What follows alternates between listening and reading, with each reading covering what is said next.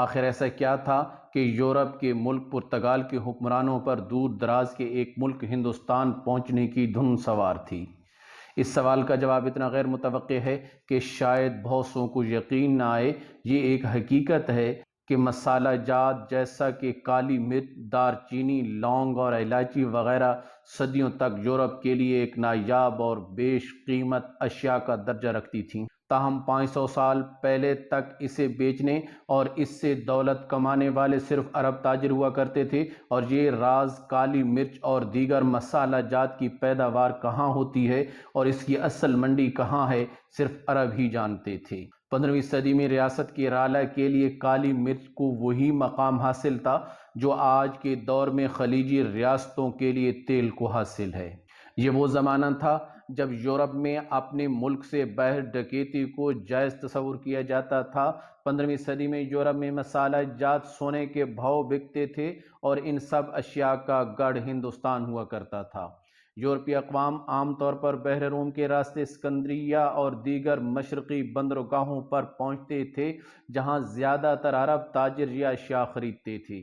بحر روم میں ترکوں کے طاقتور بحری بیڑے کے سبب یہ راستہ مغربی اقوام کے لیے پرخطر ہوتا چلا گیا، جس پر یورپ کے حکمرانوں نے ہندوستان کے براہ راست راستے کی تلاش بارش سنجیدگی سے کوششیں شروع کر دیں۔ یہ وہی زمانہ تھا جب اسپین کے کولمبس نے ترکوں سے بچتے بچتے امریکہ دریافت کر لیا تھا۔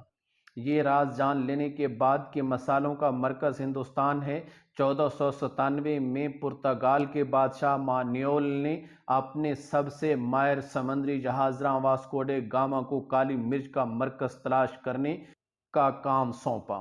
واسکو ڈے گاما کی قیادت میں 4 جہازوں کا قافلہ افریقہ کا چکر کاٹ کر کینیا کی بندرگاہ مالندی پہنچا، جہاں اسے ہندی تاجر نظر آئے، جن میں سے ایک ملاح کو اغوا کر کے یہ اپنے ساتھ ہندوستان لے جانے میں کامیاب ہو گیا، جس سے اس کی مشکل بہت حد تک آسان ہو گئی۔ تقریباً 1 سال کے طویل اور تھکا دینے والے سفر کے بعد یہ 20 مئی 1498 کا دن تھا جب واسکو ڈے گاما 12,000 میل کا سفر طے کر کے ہندوستان کی ریاست مالابار موجودہ کیرالہ کے شہر کالی کٹ کے ساحل پر اترا۔ اس طویل سفر میں انہیں اکثر و بیشتر بلند و بالا سمندری لہروں سے نبرد آزما بھی ہونا پڑا۔ خوراک کی کمی کا سامنا تو اکثر انہیں درپیش رہا، جس سے وہ پاس سے گزرتے جہازوں کو لوٹ کر یا کسی قریبی بندرگاہ کی شہری آبادی پر دھاوا بول کر پورا کرتے رہے۔ کالی کٹ کے ہندو راجا ساموتری نے واسکو ڈے گاما کی خوب او بھگت کی،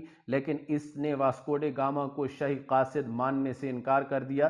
جب واسکو ڈے گاما نے راجا سے واپس جانے کی اجازت چاہی اور مطالبہ کیا کہ نہ بک سکنے والے سامان کی رکھوالی کے لیے اسے اپنا ایک نمائندہ یہاں چھوڑنے کی اجازت دی جائے، تو راجا یہ بات نہ مانا، بلکہ راجا نے بک جانے والے سامان پر اسے ٹیکس ادا کرنے کا کہا، جو عام طور پر سونے کی شکل میں ہوا کرتا تھا۔ راجا سے اس کے مذاکرات ناکام ہوئے تو واپسی پر اس نے کالی کٹ پر بمباری کر دی اور فرار ہونے میں کامیاب ہو گیا۔ آخر میں دماغ میں ایک سوال گونجتا ہے کہ واسکو ڈے گاما کون تھا؟ واسکو ڈے کا نام سنتے ہی ذہن میں ایک سیاح کا تصور ابھرتا ہے، جبکہ ایسا نہیں ہے۔ واسکو ڈے گاما بنیادی طور پر ایک ملاح تھا۔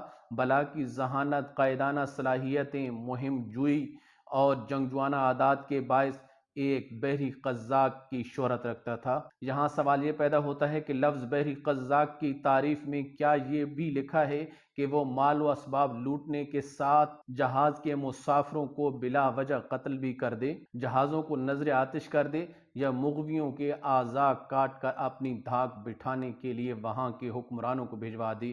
اس فعل کو بحری قزاق نہیں بلکہ دہشت گرد کہنا زیادہ موزوں رہے گا۔